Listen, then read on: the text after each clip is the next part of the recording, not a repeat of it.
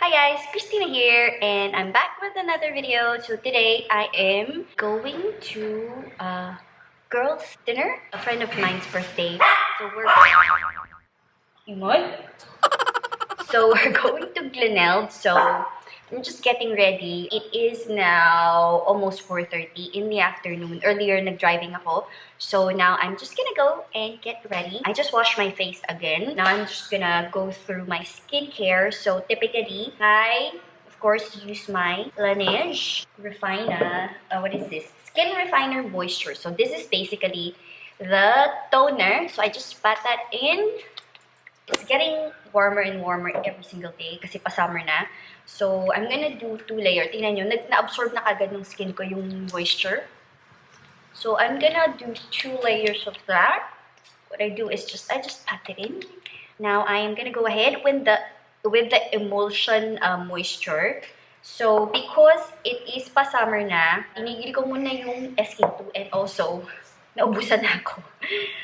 So, I'm waiting for sale kasi magkaka-sale na. So, I'm just waiting for that. So, if ever magka-sale din sila. So, we'll see. Tingnan natin. Baka mag-sale yung David Jones. Right, so that's that. So, typically for summer, enough na yung ito lang, the moisturizer and then the toner. And then during days that I feel like masyadong nagda-dry yung skin ko, ang ginagawa ko is I'll put on some mask na lang pag pa-summer. But then pag winter talaga, I need extra layer of different kind of things like yung essence and all that. So now that it's mainit yung panahon, so tama lang to kasi nagiging medyo oily yung skin natin. So yeah, now I'm gonna apply this one, La Roche-Posay. Hope I'm pronouncing that correctly. BB cream number 2, and it has SPF 50 plus SPF. So I'm just gonna apply just a bit lang, and then this time I'm using sponge tayo kasi I want a super light layer lang kasi paggabi na. And then I'm gonna go ahead with the concealer. So under eye and the forehead. So, under eye, medyo tingnan natin ng konti. Mas konti dito. Right, now I'm gonna apply some powder. So, I'm gonna use this nga kasi this one, it's the Christian Dior na palette. Ganito siya. And this was given to me by hubby. And it looks like this. So, it has different things. So, we're gonna use this one, the one in the middle. Parang pinaka-powder-powderan niya. No? Very, very light lang. So, I'm still gonna use this brush. Pero, you know, just make sure that I don't get oily. So, places where I applied the concealer. Now, it's kilay time. I'm gonna apply some kilay. And you guys know, I use these two. Okay guys, so now on to the eyes naman. I am gonna still use the same palette. I'm using this shade over here. It's like parang baby pink siya. I'm gonna put this all over my lid because I want something that looks really fresh lang. Kahit nagabi siya, I still want something that looks really fresh lang. So, yeah. So, this pink. Yan. Para fresh lang tayo. It's a blush, but then there's no rule naman saying that you can't use a blush as a eyeshadow. And we're just gonna apply a bit of this one. Parang it's like a metallic brown color. This one over here. Just like eyeliner lang. Very, very light. Very, very light. Then we're just gonna apply a little dito sa lower lash line pala. Yeah. Alright, just that. And then we're gonna apply some lashes. Ito.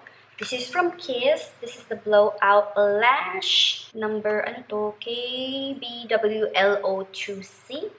Anyway, Blowout Lash. There. Quickly curl my lashes. Alright guys, done with the lashes. So, ngayon, contour naman tayo. So, I'm gonna bronze up a bit lang. Parang using a bronzer rather than contour product. Just to warm the skin a bit. Because we look so pale. I mean, I look so pale. Tapos, para tumangos ng konti ang ilong, ayan, contour tayo ng konting dito. Of course, blush tayo. Medyo pink na blush tayo today. I just like it. Medyo youthful ang kulay. And then, of course, highlight. And then I am gonna spray some Fix Plus. Actually, Fix Plus yung laman nito.